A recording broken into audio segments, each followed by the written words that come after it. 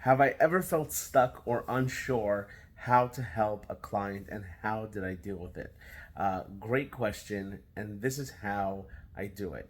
So, before I answer this question, I gotta tell you that it's so normal for therapists and other professionals to have this fear, whether it's a nurse, whether it's a PA, or anybody else working in the professional field. It's very normal to have the fear of imposter syndrome, right? Like, what's going to be if I don't know the right answer, or they might ask me something and I don't know how to respond.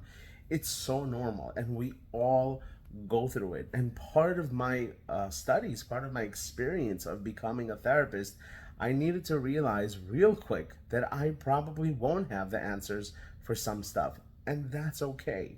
One of my fears as a new therapist was, what's going to happen if someone asks me a question or presents a scenario and I may not know how to answer them? That was a big fear of mine, which thankfully I had great supervision, and my supervisor was able to guide me through it.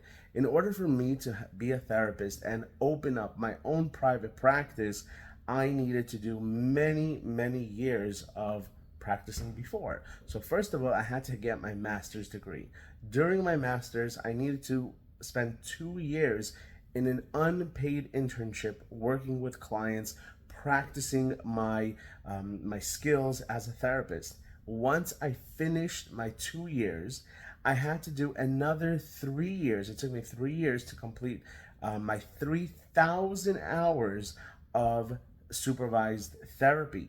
And only after I got my 3,000 hours, I was able to sit for another exam and take the LCSW test in order to open up my own private practice and be a therapist for people. Even though I am a therapist now, I still am in supervision, and many good therapists are still in supervision. That means we speak with colleagues who have been in the field possibly longer than us, making sure that we're on track and we're doing everything the way we're supposed to, according to the code of ethics. It's really important to recognize that sometimes we may not know the exact answer, and therefore we also work with other professionals in the field.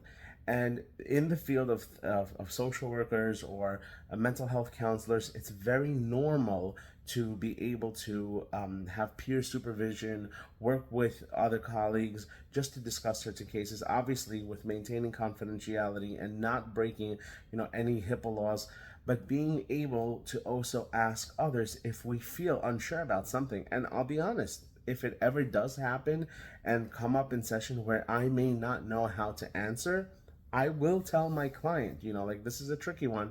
I have to look into this. I have to learn more information about this. I'm not sure how to handle this specific thing.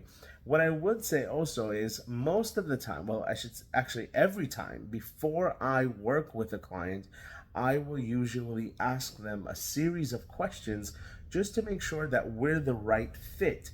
Because if a client comes to me and they have certain challenges that I don't personally specialize in, I will refer them out. I will refer them to a specialist.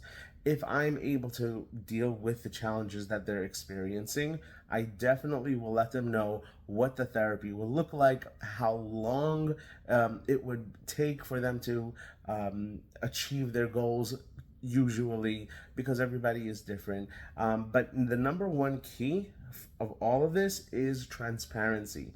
It's very important for my clients to know that I'm very open and I'm very honest. And then, end of the day, I'm just a human, just like them. And therefore, if I don't know something, it's totally okay to say, I'm going to look into that. I'm going to reach out to some sources to see how I can better understand the specific circumstance. It doesn't usually happen often, but if it does, transparency is key. And if you're a fellow therapist watching this, and you sometimes have a fear, or if you're starting off to be a therapist and you're having a fear like, what's going to happen if I don't know the right answer, that's totally okay. Obviously, going to different workshops and learning more and continuing to educate yourself, that's also very important. But in the end of the day, if we don't know something, we can always learn, we can always find out, and it's very important to be transparent with our clients. And that's definitely something that I try very hard to do. So, what I'm trying to say is if you have a business, or if you're in private practice, or if there's a project that you've been wanting to start but feel afraid that you're not good enough, or there might be somebody else out there who's better than you. And guess what? There might be somebody out there who is better than you. And that's okay. This is why it's called a practice, because every single day we get better and better and better and better. Ask anyone who's been in business for a long time. They will tell you what didn't happen on the first day. So as long as you apply yourself, as long as you try, and as long as you don't let fear stand in the way of allowing you to try this new endeavor, get out there, try your best, and make sure you're not hurting the people that you're working with, but also at the same time educating yourself to be the best you can be in that specific field. Good luck, and thanks for watching.